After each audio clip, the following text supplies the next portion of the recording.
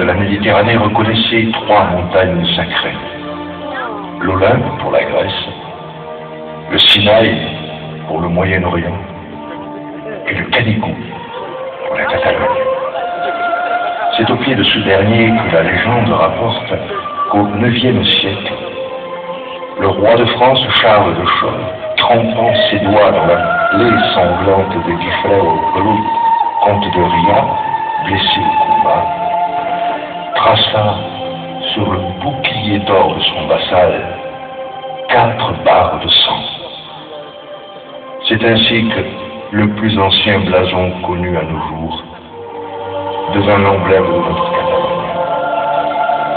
Au XIIIe siècle, le roi Pierre II le Grand, fils de Jaume Ier de Catalogne et d'Aragon, réalisa la première ascension du Canigou. Exploit surhumain de 3 jours, au cours desquels il dut tuer le dragon, gardien de la cime. Le récit de cette ascension constitue une des légendes du Canigou.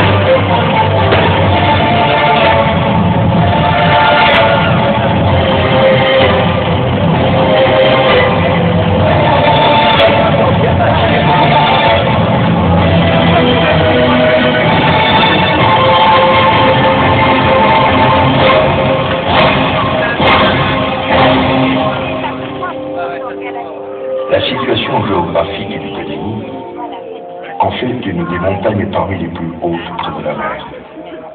Sa face est, éclairée par les premiers rayons du soleil, est un repère pour les marins et les habitants de la plaine.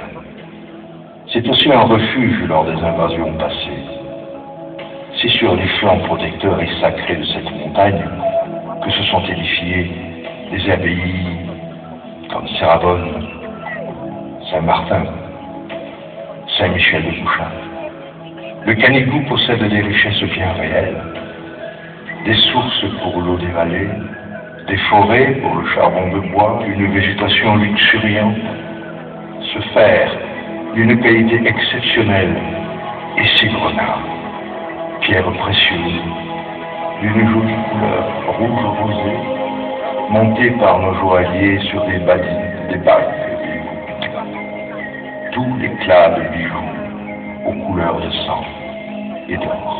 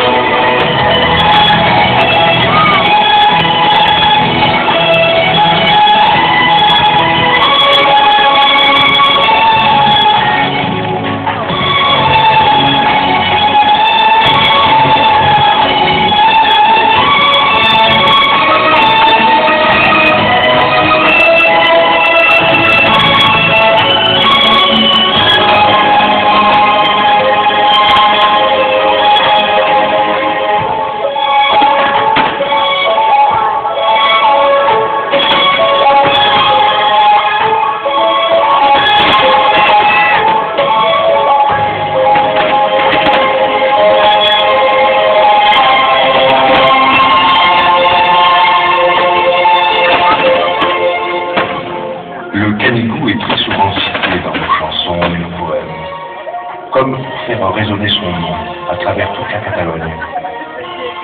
À la fin du XIXe siècle, le poète Jacint Pedreguer, amoureux des montagnes catalanes, va écrire l'œuvre Canigou. dans laquelle il compare la montagne vénérée à une immense fleur de magnolia. Écoutez le poète dans sa langue maternelle. El Canigó és una magnòlia immensa, que en un rebrot del Pirineu es basa.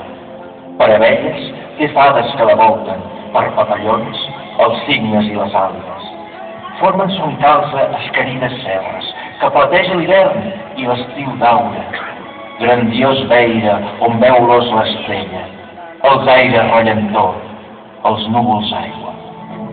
Tant com la queda la benedita,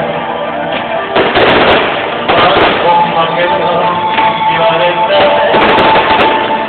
sama cantaré tota la meva feina, sama cantaré la feina. Més igual si la xinesa